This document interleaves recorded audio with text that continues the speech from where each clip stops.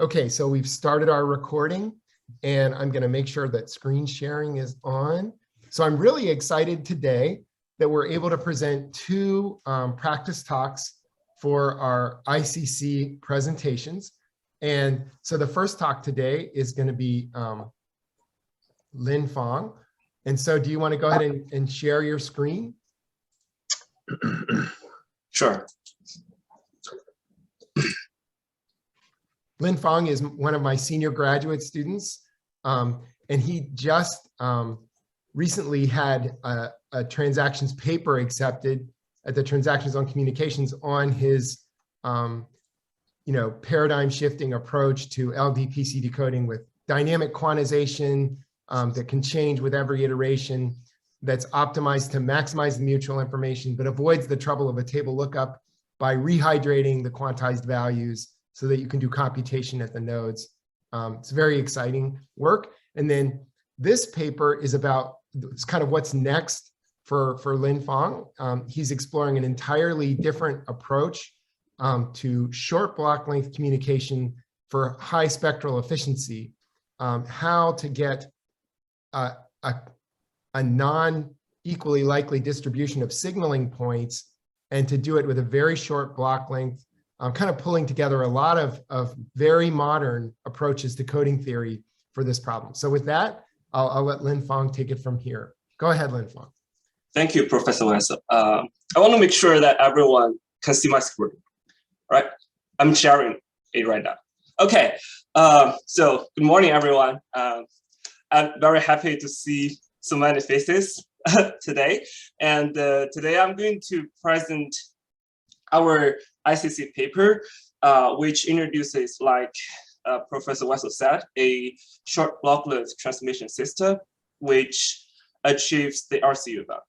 And this work is done with the help of our undergraduate student researchers, Dai and Felipe. Okay, now let's get started. So in the transmission system,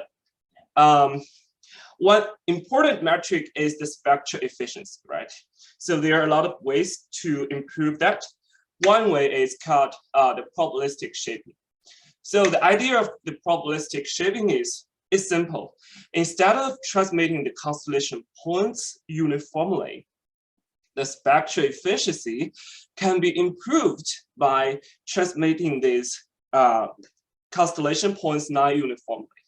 So I want to mention two topics about the probabilistic shaping, and one is about the optimization, meaning how to find the desired distribution. I want to mention two papers. The first one is from Chen in 1993, who used the Maxwell-Boltzmann distribution, which is a very elegant form to optimize the PMF of the PAM or QAM constellations with the power constraint. And the second paper is more recent, which is from our former undergraduate student researcher, Derek Shell, in 2020. He studied to use the dynamic assignment Blaho-Arimoto, the DAP algorithm, to identify the capacity achieving PMF of the PAM constellations under a WGN channel with power constraint or the amplitude constraint. So that's about the optimization. And the second topic about the probabilistic shaping is realization, which means that we have found that the desired distribution. And now I want to output the symbols obey that distribution. This is normally done by a distribution matcher, which you can see as a code book, right?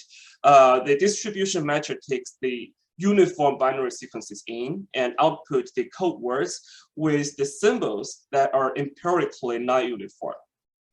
So there, in this topic, I want to highlight these two papers. The first paper is from Amjad, who proposed the shell mapping distribution matcher, SMDM. So SMDM is the optimal distribution matcher. And the other fabulous distribution matcher is from Scott, in 2019, he proposed the so-called constant composition distribution metric, CCDM. Even though CCDM is not optimal, it is symptotically optimal, and it supports the online encoding. So it's fantastic. Okay, so this is the probabilistic shaping, which is used to improve the spectral efficiency. The spectral efficiency can also be improved by the coded modulation, which combines the error correction code with the modulation. And a well-known coded modulation scheme is from Engelbach, who proposed the trellis-coded modulation, which combines a convolutional code with the PAM or qual modulation. So in recent years, the researchers have combined these two techniques together and proposed the probabilistic amplitude shaping. So the very important part of this probabilistic shaping is the error correction code. I think that so the probabilistic amplitude shaping path, it first appeared in Bosch's paper, who used the LDPC code as the error correction code. And the path system in his paper showed a very excellent decoding performance in the long block length regime. For the short block length transmission, Koskin in 2019 explored the path system with the LDPC or BCH or Polo code as the ICC module. Okay, so you can see that the very important part of this path system is the choice of the error correction code. And speaking the error correction code in the short block length regime, my lab mate Heng Jie, he studied in his past few years, has very detailedly studied the CRC aided tail binding convolutional code. So he is an expert on this field, and he knows everything about it. And what I know is that if you select the parameters of this combination appropriately, this is a very powerful technique, and it beats the some 5G standard code, short code. Okay, so the probabilistic shaping, which improves the spectral efficiency, and the short block length. In the short block length transformation, the CRC aided tail binding convolutional code gives a very good performance. These two techniques inspired us to propose the system in our paper and give birth to this new system. So let's now take a look about the system diagram of this transmission system. It consists these three parts.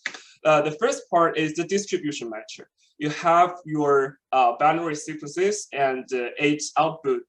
We designed this code book, and it outputs the length and symbol sequences that have the non-uniform, whose symbols are empirically non-uniform distributed. And then these symbols will be encoded by a degree M CRC generator polynomial P of X. Finally, the CRC encoded information will be encoded a second time, more precisely encoded and modulated together by the trellis-coded modulation. So the trellis-coded modulation consists two parts. The first part is a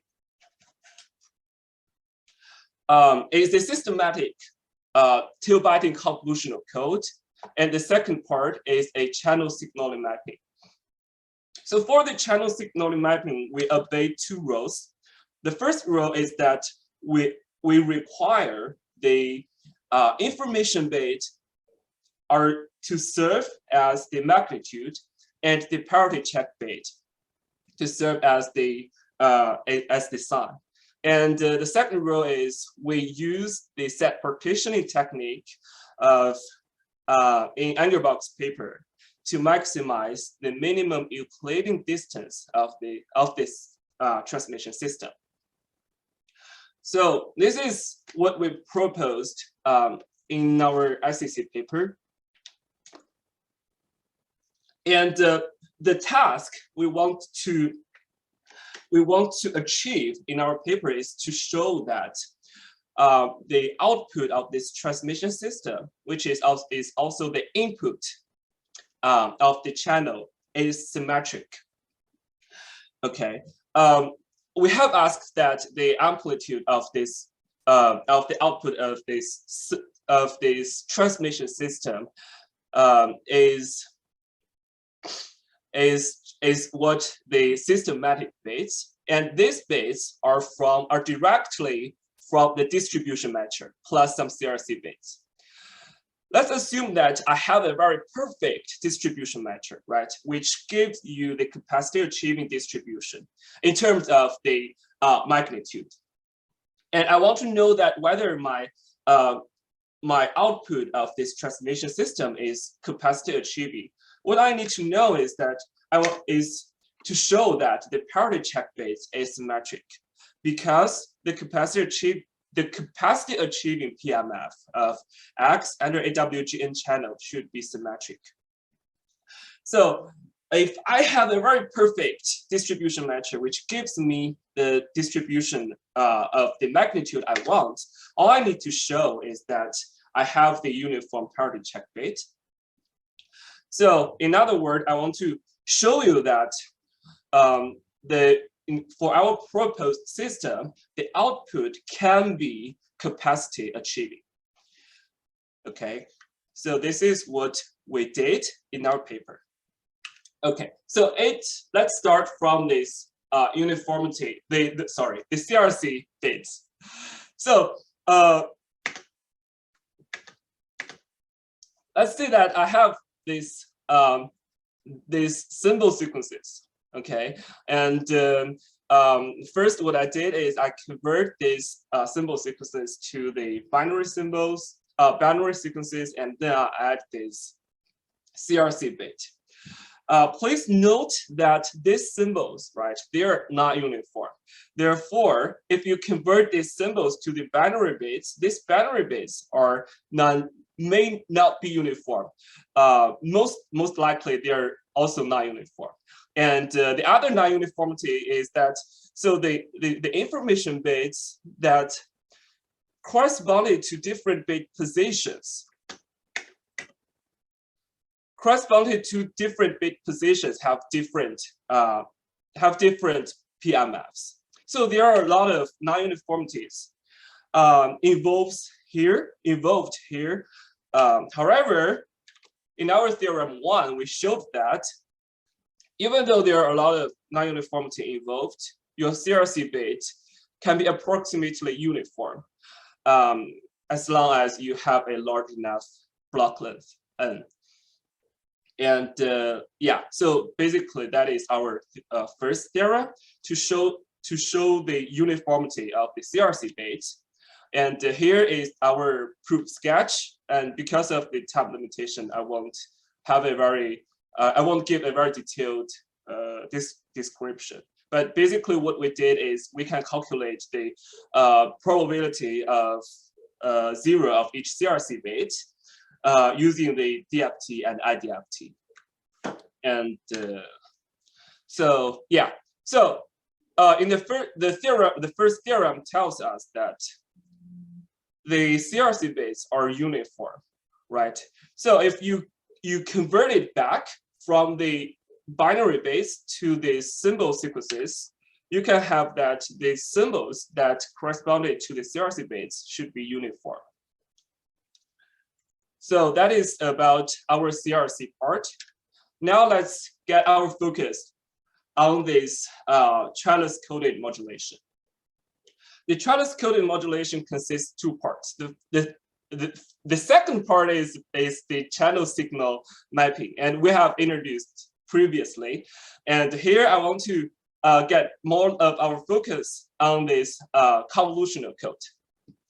Okay, so the first, the convolutional code can be visualized by a trellis like this. Here I draw the trellis in the time stage t. You have the starting stage vt and ending stage vt plus 1. And I use this tuple vt, lt, vt plus 1 to denote an edge, where this lt is the output symbol.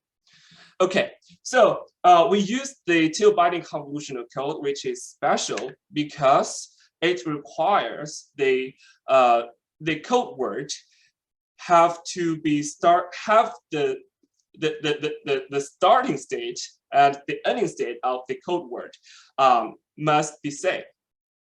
So that is the first requirement, and it increases the difficulty of encoding.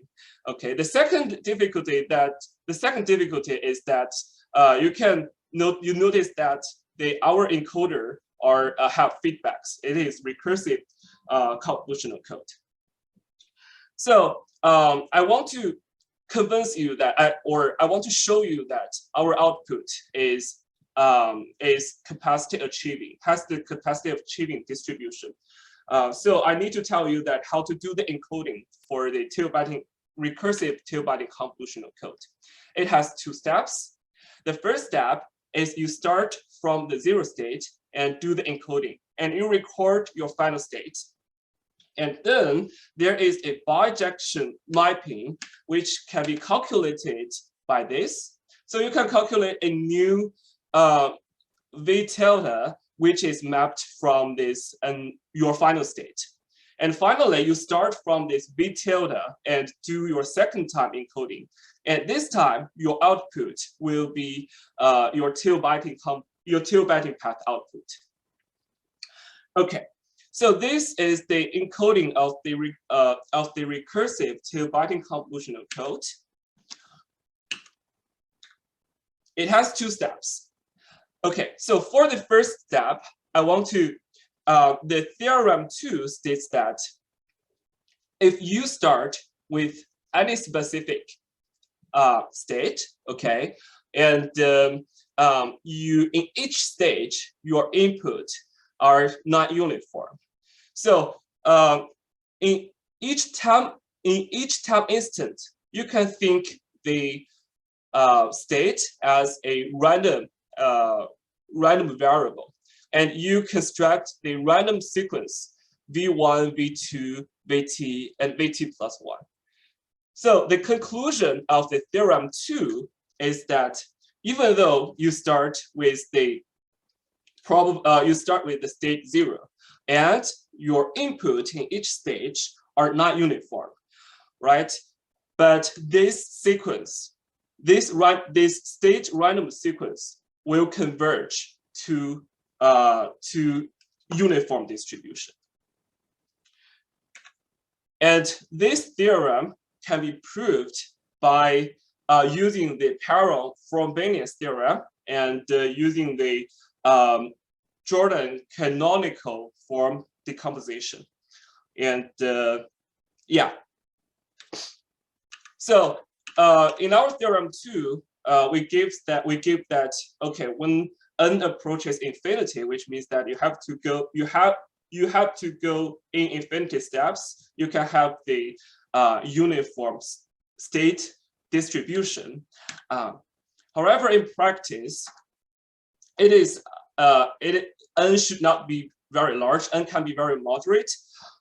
For example, here in this plot, everything starts from the state 0, and in each state, the input distribution is not uniform, right? So in each, I calculated the PMF of the state in each stage. So you can see that after 10 stages, everything goes to be uniform. So this is the this is one conclusion about the first encoding process, which states that you're starting from the 0 state, but it doesn't matter, even though that your input are not uniform, your state, the PMF of the state will finally goes to be uniform. Okay, so it says that after your first encoding process, your state will be your state distribution will be uniform, and it is mapped to some other states. Therefore, because they're bijection, right? So in the start of your second encoding process, your states is also uniform, and and more than that, for each stage of the second decoding process, your starting state will be uniform. Okay, so this is very important. Now let's go to our second encoding second step. Note that our encoder is systematic.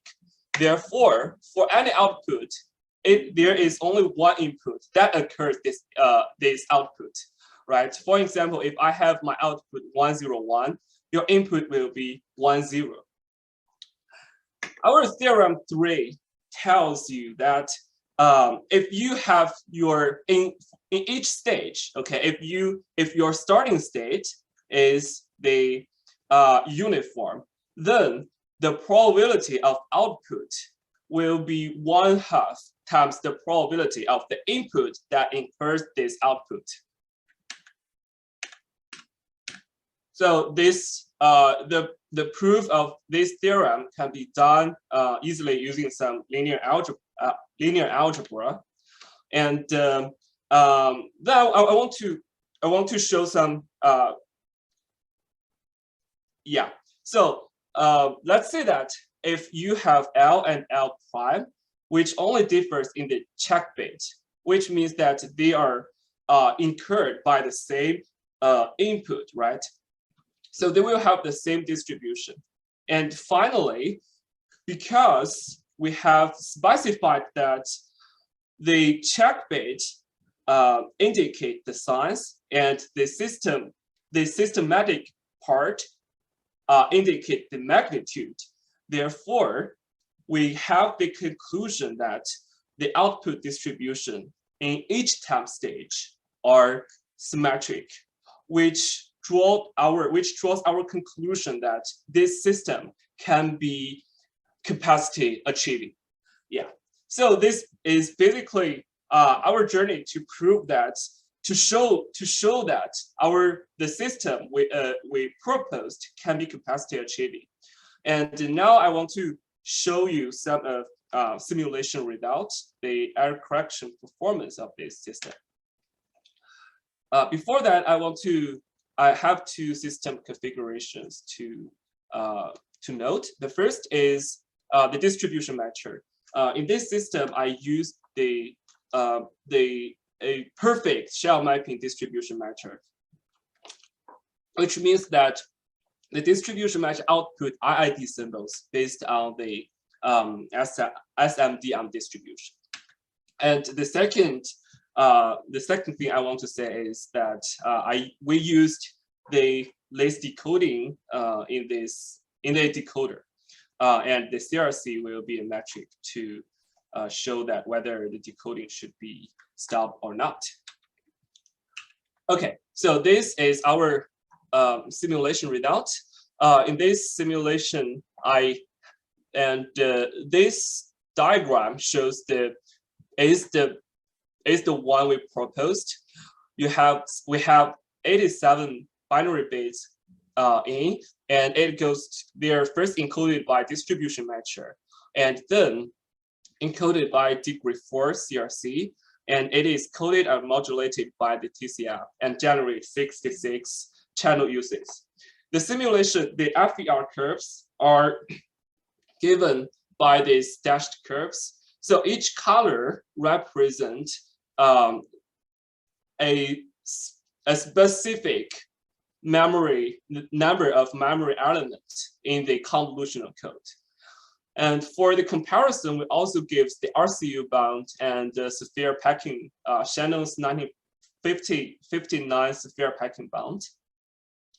So the conclusion is that if you use the convolutional code with 7 memory elements, the FER performance can be better than the RCU bound.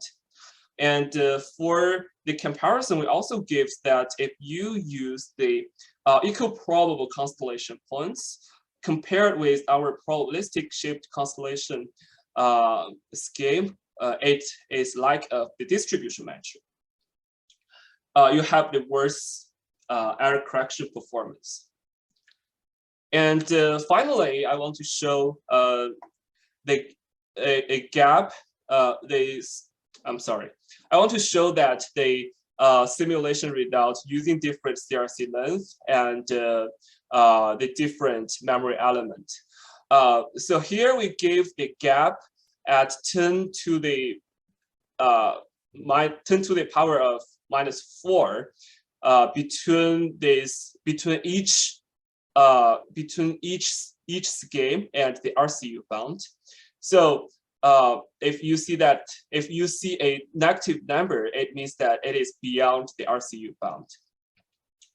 So basically, if you choose the 7 memory elements for each, for the investigated CRC bits, it is always better than the RCU bound. If you choose the less memory element, it can be a little bit worse than the RCU bound. Yeah. And so this is what we did in our ICC paper. Thank you. Thank you very much, Linfang. I'm going to give you some virtual applause here. There you go. So thanks a lot. It looks like we're on track in terms of time. We have time for a question or two, and then we'll move on to Jonathan's presentation. So does anybody have a question they'd like to ask about this creative new system that Linfang has just talked about? Yeah, I have one question. Linfang, nice work. So can you go to page 18? Yeah. So here, with the shaping, right, and without shaping, so I think the comparison here, 87 bits, right, with 66 channel uses versus 128 bits with 66 channel use, right? Right. Doesn't this suggest that the higher spectrum efficiency with the lower part, if we don't look at the correction, right? So what is the conclusion like in terms of spectrum efficiency comparison between these two? Well, I guess one thing is that we're plotting not against SNR, but EB over N0. So, but I think it's, would we need to, maybe we need a different, I think it's a fair question that we need to have a different RCU bound curve for the second system, Linfang. Yeah. Maybe maybe one more general question, like maybe my knowledge is outdated. Like so in terms of spectrum shaping, right? So what is the expected percentage of the gain in terms of the channel capacity, right? Oh, 3% right. or 5% or? Yeah, actually, great question, Fan. I'm sorry, I'm butting in a little bit, Linfang. I think so. I think what Fan is saying is that we all know what the number is, and so you're showing a difference of 3 dB, but we all know that shaping should only get you at most 1.53 dB. But actually, we don't know that, Fan, because those results are all for capacity and for infinite block length. And so actually, it's a totally different ball game when you're sending 66 symbols over an additive white Gaussian noise channel. So I don't believe that it's 1.53 dB, but at the same time, Linfang, it's probably not 3 dB. So we are missing, and I guess we're just, you know how it is, you're getting ready for a conference. We wanted to do the comparison. The thing is, we can't, the fair comparison, it's difficult because, because we are going from 87 to 128 bits through this distribution matcher process, okay? But if you're not doing shaping, there is no distribution matcher. But then you're either gonna tweak the block length or tweak the rate. They can't all be the same. But I think it's a fair point, Linfang, that we need to at least there should be another RCU bound curve for the 128-bit system. Do you agree, Linfang? Yeah. Yes. So we need to throw that curve up, and then at least you could say, what is our different gap? And of course, that curve, because it's higher rate, its RCU bound is going to move to the right. And so it's not, this is a misleading plot. It's not that good. It's not that much better. And so what we really want to compare is the RCU to our simulated performance, the gap. That's a fair thing to do, to say, well, the RCU gap for the unshaped system and the RCU gap for the shaped system. And I think what Fan is saying, we don't know because it's not asymptotic, but if you got 1.5 dB of shaping gain at this short block length system, that's probably pretty good. So that's a great, and that's why it's so nice to have people in the audience who are totally on top of things. This is great feedback, and they just updated the camera ready deadline to March 7th, so we can adjust our ICC paper to include this excellent. Linfang also the sphere packing bound. The red curve here is for which system?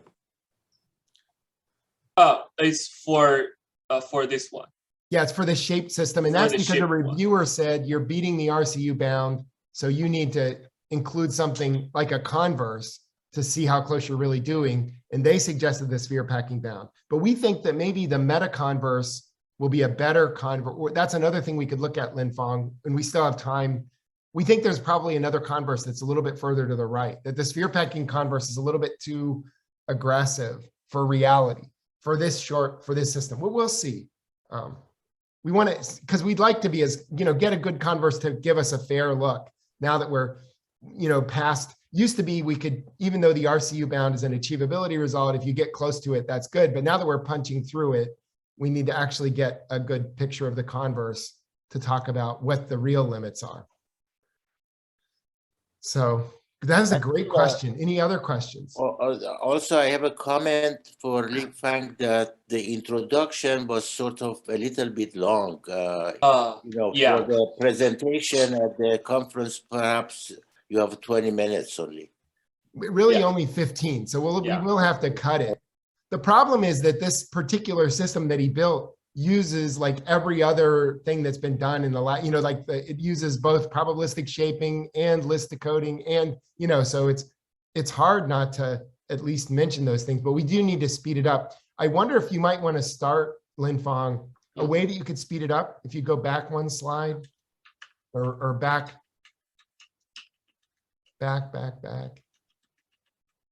I think you want to start with this picture right there. Yeah, start with this picture. That's on your first slide. See, this is what I'm doing. And then you can pop in the references and say, well, for this, the distribution matcher, we've got Schulte's work, but we also have shell mapping, and pop up in the references. And then those references go away, and you can bring in the other references for the list decoder, but everybody's always looking at this picture, because this is the thing that they really need to understand to get what your system. That would just be a suggestion for how to speed it up. Yeah. Okay. Yeah. I also have a comment. So can we go to page 18?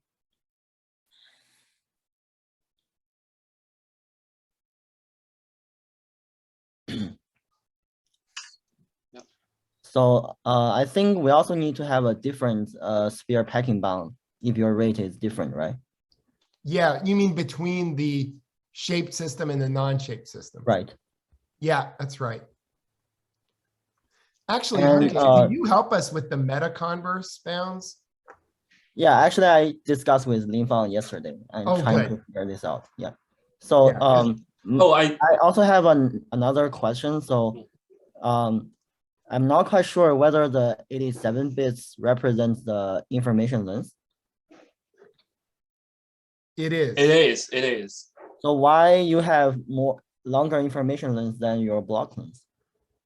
Oh, because it's an 8 PSK symbol, 87 bits. Oh, okay. So we actually have Yeah. 3 times 66 bits. Oh, got it. Okay, thanks. So it's like 198. 98. Yeah, Yeah. we have 198 bits total. And then the one system, so for the unshaped system, we just put 128 bits in, and then it's 128 bits times, 3 halves to get the 66 channel uses, because we don't do any shaping. But the shaper takes the 87 bits, and because it's not uniform, we end up getting more bits to describe those 8 PSK symbols. Actually, they're amplitudes. Yeah. I think maybe it would be helpful if we can put a parenthesis right below the 66 channel uses, specifying how many bits equivalent. Actually, why don't you just say 66 8 PSK symbols? Yeah. Yeah. To be clear. Yeah. That's what we're trying to do. Rick, Bill Ryan apologized for not attending because he had exactly another meeting at the same time. Yeah, that's fine. Yeah. Actually, I'm sorry, I'm confused. It's not PSK, it's 8 PAM, right? Oh, 8 PAM, yeah. Yeah, I'm confused because Alex's paper is the 8 PSK paper. Yeah, so, okay. These have been great comments. And now I'd like to go ahead and shift. And I realize now I made a mistake. We should never try to have 2 presentations.